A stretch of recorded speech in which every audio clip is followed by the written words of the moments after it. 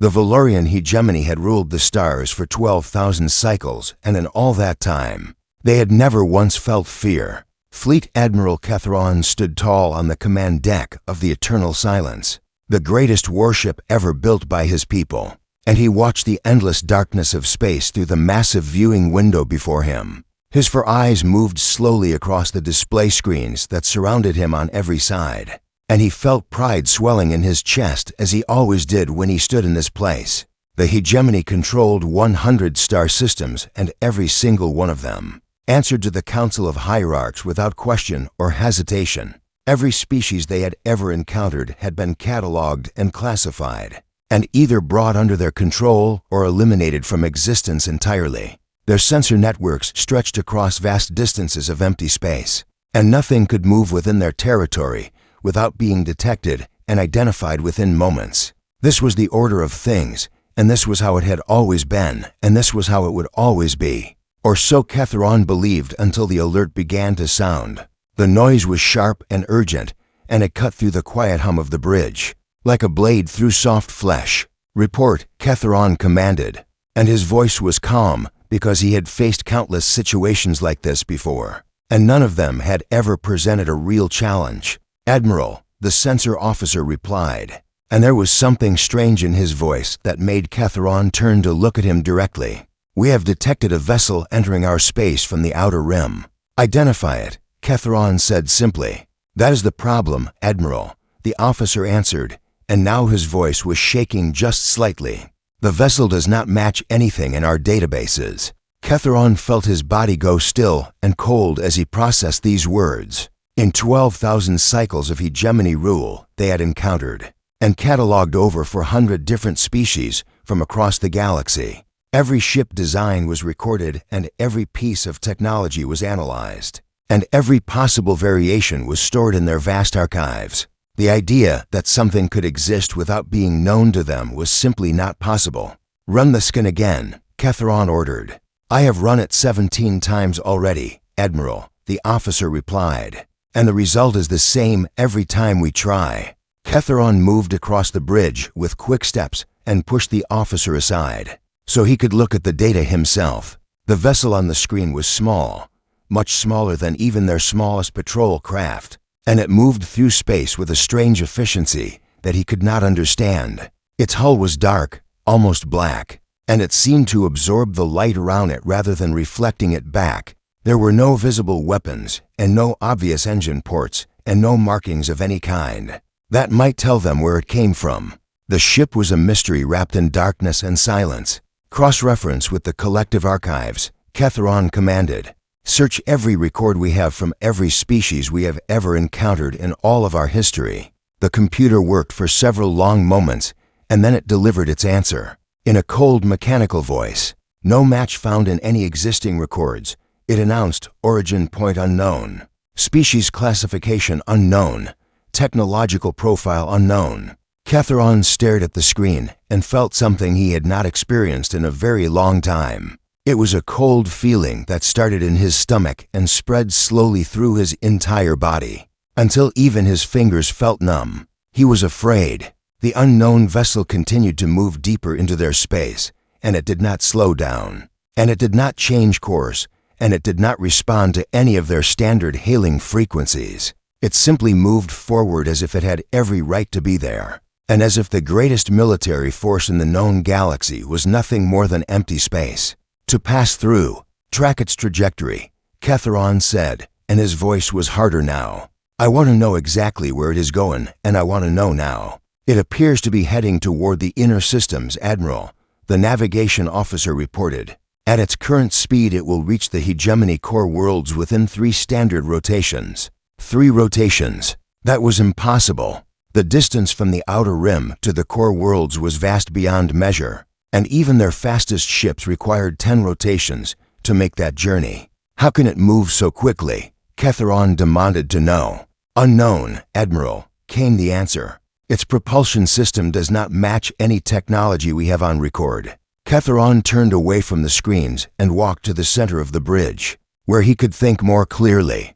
Everything about the situation was wrong. In all his years of service, he had never encountered a problem That could not be solved with superior firepower and overwhelming numbers. But how could you fight something you did not understand? How could you defeat an enemy when you did not even know what that enemy was? Send a message to High Command, he ordered finally. Tell them we have a situation that requires their immediate attention. What should I tell them about the vessel, Admiral? The communications officer asked. Ketheron looked once more at the strange dark ship on the display screen, and he felt that cold fear growing stronger inside him with every passing moment. Tell them, he said slowly, that an unknown vessel has been detected with no data and no origin. And tell them that the hunt must begin immediately. The officer nodded and turned to send the message. Ketheron continued to watch the mysterious ship as it glided through their space with perfect grace and terrible silence. He had hunted countless species across the galaxy, and he had never failed to catch his prey. But as he watched this strange vessel moving through the darkness, he could not shake the feeling that perhaps this time things would be different. Perhaps this time he was not the hunter. Perhaps this time he was the one being watched and studied and evaluated. The thought made his blood run cold. Somewhere out there in the endless void of space, something new had appeared. Something that had never been seen before by any of the known races. And it was coming straight for them. The hegemony had ruled the stars for 12,000 cycles without ever knowing true fear. But as Fleet Admiral Ketheron stared at that dark and silent ship, he understood that everything was about to change. The age of certainty was ending. The age of the unknown had begun. The Council of Hierarchs gathered in the great chamber at the heart of the hegemony's capital world, and the 7 ancient beings who ruled over 100 star systems spoke in voices that trembled with anger and confusion. The first hierarch was the oldest among them, and his scales had turned from bright blue to dull gray over the countless cycles of his life, but his mind remained sharp as ever. He listened as the reports came in from Fleet Admiral Ketheron, and with each new piece of information his grip on the arms of his throne grew tighter. You are telling me, he said slowly, that a single small vessel has entered our space, and we cannot identify what it is, or where it comes from. That is correct, First Hierarch, the holographic image of Ketheron replied. We have searched every database and every archive and found nothing that matches. The second hierarch leaned forward in her seat, and her eyes narrowed with suspicion. This is impossible, she declared. We have cataloged every species in the galaxy over the past 12,000 cycles, and nothing can exist without our knowledge. And yet something does exist, the first hierarch replied. And we must deal with this reality whether we like it or not. The chamber fell silent as the 7 rulers considered their options. In all the history of the hegemony, they had never faced a situation quite like this one. Unknown things were dangerous things, and dangerous things had to be controlled or destroyed. There was no other way. Deploy the Shadow Fleet, the first hierarch commanded at last. Send our 12 finest hunting ships to intercept this vessel and bring it to us.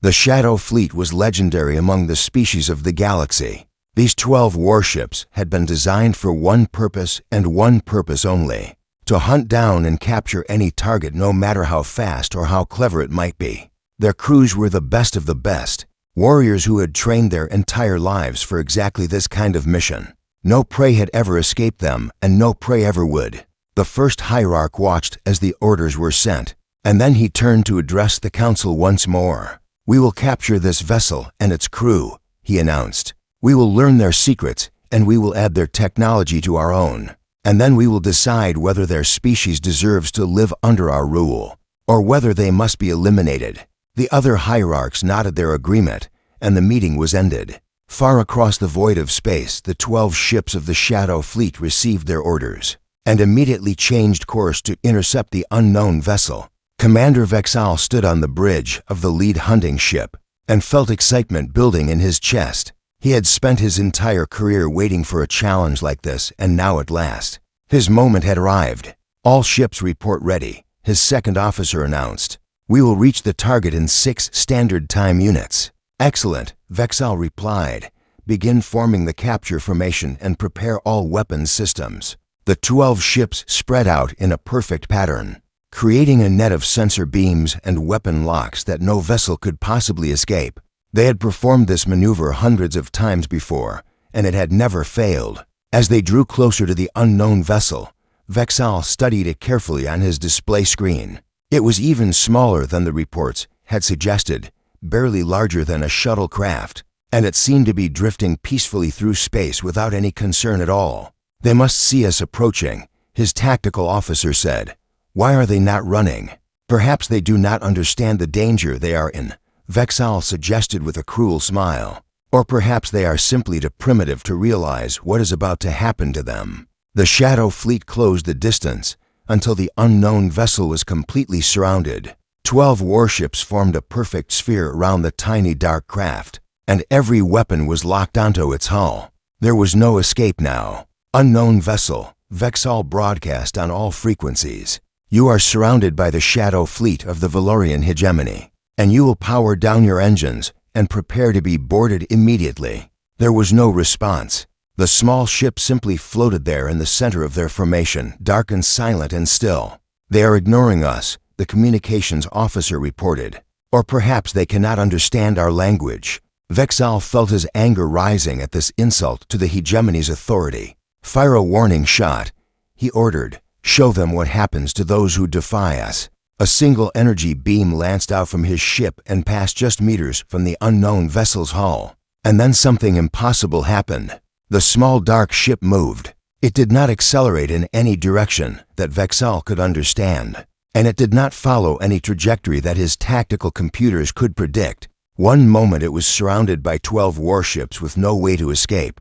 The next moment it was 3 light minutes away, sitting perfectly still in empty space as if it had never moved at all. Vexal stared at his display screen with his mouth hanging open. "What just happened?" he demanded to know. "Unknown, Commander," the science officer replied, his voice shaking badly. "The vessel appears to have folded space around itself and simply relocated to a new position instantaneously." "That technology does not exist," Vexal shouted. "It is theoretically impossible. And yet we all just witnessed it happen," the science officer replied quietly. The Shadow Fleet turned and raced toward the new position of the unknown vessel, with all the speed they could manage. Once again they formed their capture formation. Once again they surrounded the small ship. And once again, when they moved to close the trap, the vessel simply vanished and reappeared somewhere else. This happened 5 more times. Each time the unknown ship allowed itself to be surrounded, and each time it slipped away at the last possible moment with impossible grace. It almost seemed like the vessel was playing with them, testing their abilities and learning their tactics. After the 7th failed capture attempt, Vexal finally understood the terrible truth. They were not hunting this vessel. This vessel was hunting them. It was watching them and studying them and recording everything they did, and there was nothing they could do to stop it. Vexal sent his report back to High Command with hands that trembled with a mixture of fear and shame.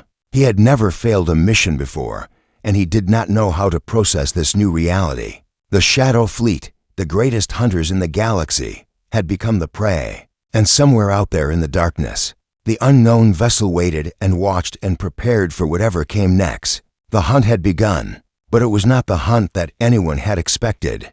Commander Lyra Chen sat in the captain's chair of the Wanderer's Hope and watched the alien warships scrambling around in confusion on her display screen. She could not help but smile at the sight. These aliens were clearly very advanced and very powerful, but they had obviously never encountered anything quite like human technology before. "They are trying to surround us again, Commander," her tactical officer reported. "This will be their 8th attempt." "Let them try," Lyra replied calmly. "And when they get close enough, we will slip away again just like before." The Wanderer's Hope was a small ship by human standards, but it carried technology that was centuries ahead of anything the aliens possessed. The fold drive alone could move them across vast distances in the blink of an eye, and the adaptive sensors could predict enemy movements before they even happened. Humanity had learned a great deal in the 200 years since they first left Earth, and every lesson had been paid for in blood and sacrifice. "Commander," the communications officer spoke up suddenly, "I have finished analyzing their language patterns, and I believe I can translate their communications now." Lyra raised her eyebrows in surprise. "Already?" she asked. "We have only been listening to them for a few hours." Their language structure is actually quite logical, the officer explained. Once I identified the base patterns, the rest fell into place fairly quickly. This was one of the things that made humans special, Lyra knew. They could learn and adapt faster than almost any other species in the galaxy. It was not their physical strength that made them dangerous, and it was not their advanced technology either. It was their ability to face new situations and figure them out in record time. Open a channel to the lead alien vessel, Lyra ordered. Use their own language so they understand us clearly. The communications officer nodded and activated the broadcast system. This is Commander Lyra Chen of the United Terran Exploratory Corps, Lyra announced. Speaking slowly and clearly, we come in peace and we mean you no harm. We are simply passing through your space on our way to somewhere else. The reaction on the alien ships was immediate and dramatic. She could see them breaking formation and moving in chaotic patterns as they tried to understand what was happening. Clearly, they had not expected their unknown visitor to be able to speak their language. Finally, a response came back through the channel. Unknown vessel, a harsh voice demanded. How do you know our language? And what are you? And where do you come from? Lyra smiled at the fear she could hear hiding beneath the anger in that voice. We learned your language by listening to your communications, she explained. It only took us a few hours to figure out the patterns, and as for what we are human, and we come from a small planet called Earth on the other side of the galaxy. There was a long pause before the alien responded. The other side of the galaxy, the voice repeated slowly. That is impossible. Such a journey would take centuries, even at maximum speed. It took us 6 months, Lyra replied simply. The silence that followed was even longer this time. Lyra could only imagine what was going through the minds of the alien commanders right now. Everything they thought they knew about the universe was being challenged by this one small ship and its crew of strange, soft-skinned beings. You are lying, the alien voice said finally. Such technology cannot exist. And yet here we are, Lyra pointed out, standing before you, speaking your language, and slipping through your formations like they are not even there. She decided it was time to share more information. I am going to transmit some data to you now, she announced. It will show you our star charts and our journey path from our home world to your space. Study it carefully and you will see that we are telling the truth. The data package was sent and Lyra waited patiently for the aliens to process what they were seeing. The star charts showed the location of Earth, a small yellow star in a distant arm of the galaxy that the hegemony had never explored. They showed the path the Wanderer's hope had taken across the vast empty spaces between the stars. And they showed something else as well. Something that Lyra hoped would make the aliens think very carefully about their next actions. The charts showed that humanity had not always been successful in their explorations. They showed the locations of 3 colony fleets that had been completely destroyed by something terrible in the outer reaches of the galaxy. They showed that humans had faced enemies far more dangerous than the Valorian hegemony, and had survived. What is this? The alien voice asked, and now there was confusion mixed with the fear. What destroyed your colony ships? That is a conversation for another time, Lyra replied. For now I simply want you to understand that we are not your enemies, and we are not here to threaten you.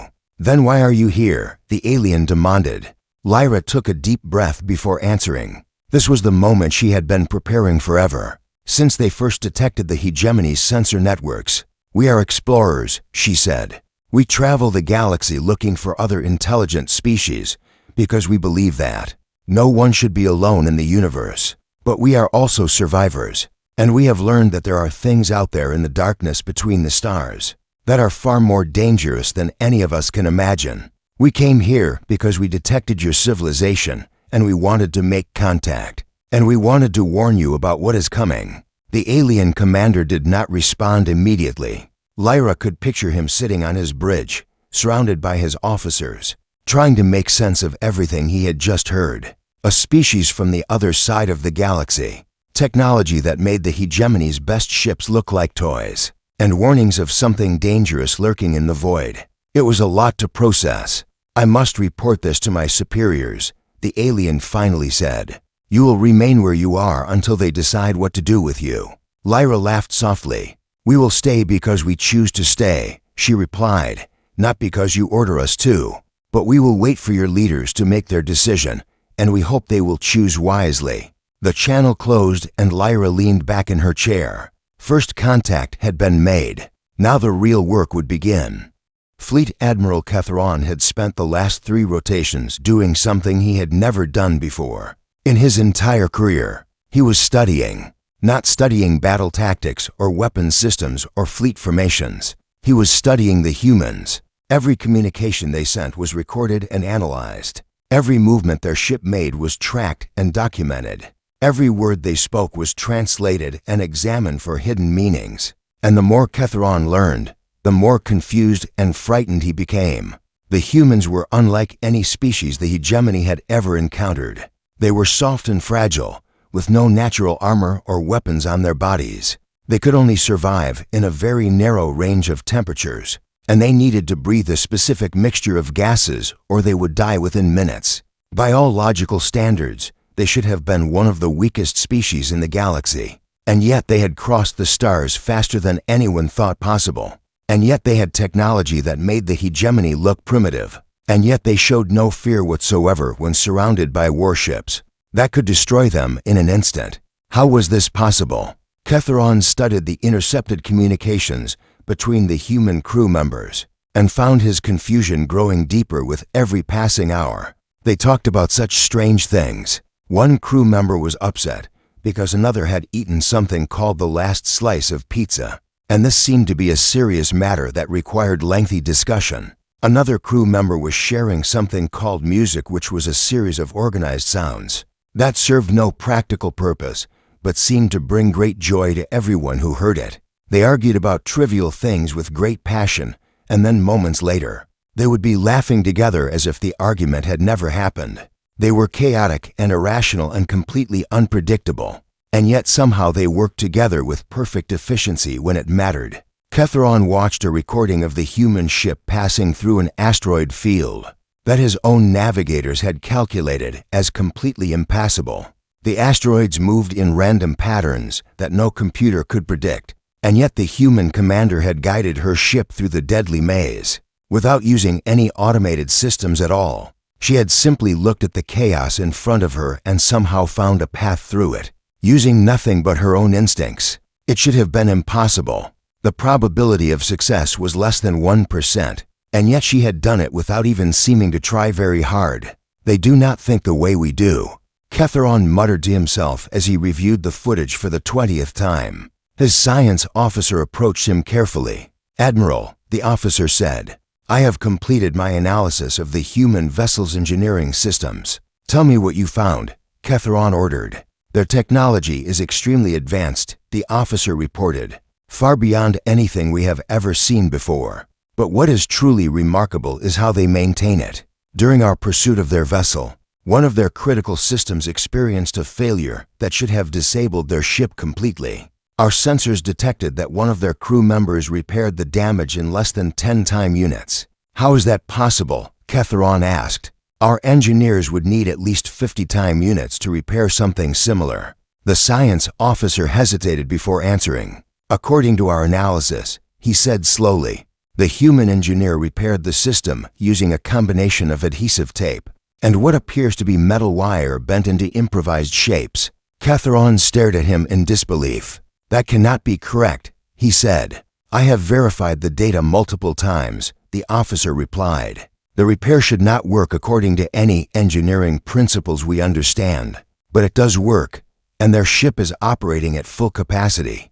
Kethron turned away and walked to the viewing window. Outside, the stars burned cold and eternal, indifferent to the confusion of the beings who lived among them. He had spent his entire life believing that the universe operated according to rules that could be understood and controlled. The hegemony had built their empire on that belief. They had conquered species and claimed worlds and expanded their power because they understood the rules better than anyone else. But the humans did not seem to care about rules. They did not wait for computers to calculate the perfect solution. They did not follow logical procedures step by step. They simply looked at a problem and found a way to solve it, even if that solution made no sense to anyone else.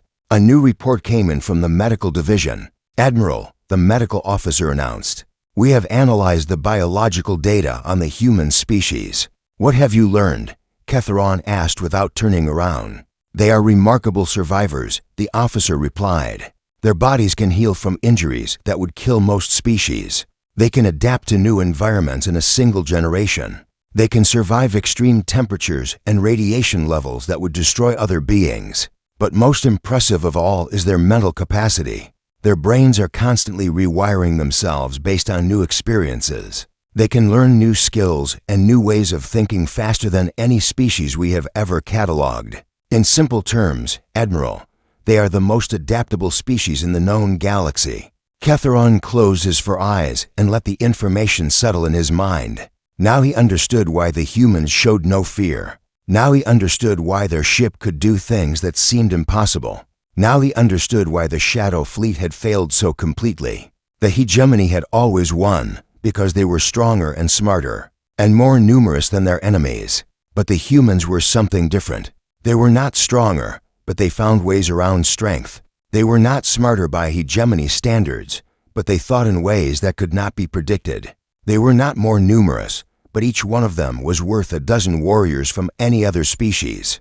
A message arrived from High Command. The first hierarch had made his decision. The Grand Fleet is being assembled. The message read, 300 warships will surround the human vessel and force its surrender. There will be no escape this time. Ketheron read the message and felt something heavy settle in his heart. The first hierarch still believed this was a problem that could be solved with overwhelming force. He still believed the humans could be captured and controlled.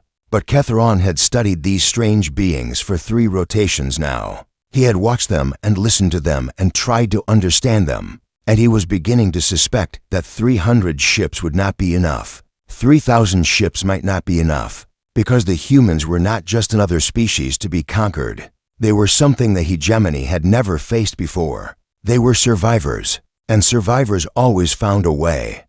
The Grand Fleet of the Valorian hegemony assembled in the darkness of space, and it was the most impressive display of military power the galaxy had ever witnessed. 300 warships of every size and classification formed a massive sphere around the small human vessel. Battlecruisers with weapons that could crack planets in half. Destroyer squadrons designed to overwhelm any defense. Carrier ships loaded with thousands of smaller attack craft. And at the center of it all, the Eternal Silence, flagship of Fleet Admiral Ketheron, who watched the operation unfold with a growing sense of dread. The first hierarch himself had come aboard to witness the capture of the strange alien vessel. He stood on the command deck with his ancient eyes fixed on the display screen.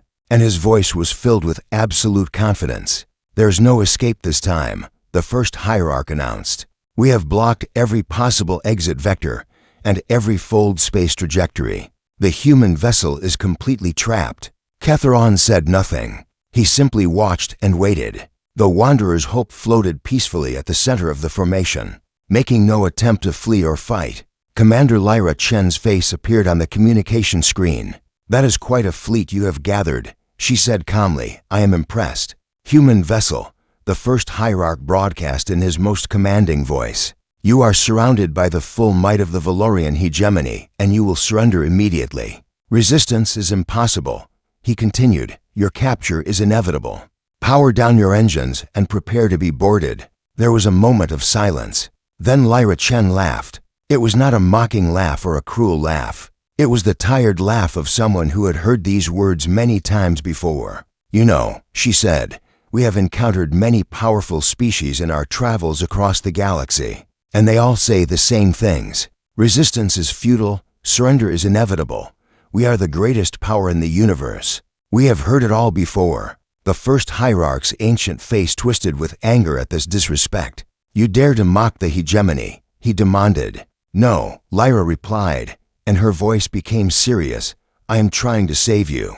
Save us, the first hierarch repeated with disbelief. Save us from what? From making the same mistake we made 200 years ago, Lyra answered. The command deck fell silent as everyone waited to hear what the human would say next. When humanity first reached the stars, we thought we were unstoppable, Lyra explained. We had faster ships and better weapons, and we believed the galaxy was ours for the taking. We were young and foolish and very, very wrong. We sent 3 colony fleets into the outer reaches of the galaxy, beyond the rim, into the space between galaxies where no one had ever gone before. And something was waiting for us there. The first hierarch leaned forward with sudden interest. What was waiting? He asked. We do not know exactly what they are, Lyra admitted. We call them the silent because they never speak, and they never negotiate, and they never stop.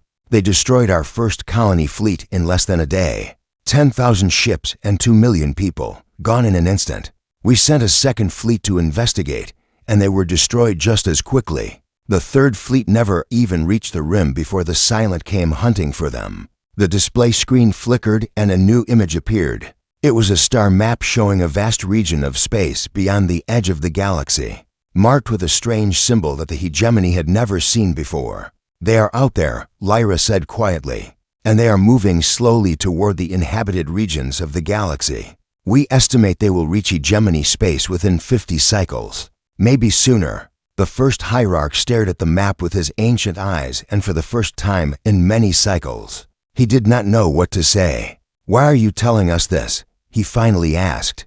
Because we learned something important when we fought the silent, Lyra replied. We learned that no single species can stand against them alone. We learned that survival requires cooperation and trust, and the willingness to set aside old conflicts for the sake of the future. We came here not to conquer you or to threaten you. We came here because when the silent arrive, you are going to need allies who know how to fight them. You are going to need us. The command deck was completely silent. 300 warships surrounded the tiny human vessel, weapons charged and ready to fire. And yet no one moved. The first hierarch turned to look at Ketheron. What do you think of this, Admiral? He asked. Ketheron took a deep breath before answering. I have spent the last 3 rotations studying the humans, he said, and everything I have learned tells me that they are not liars. They are strange and chaotic, and they do not think the way we do.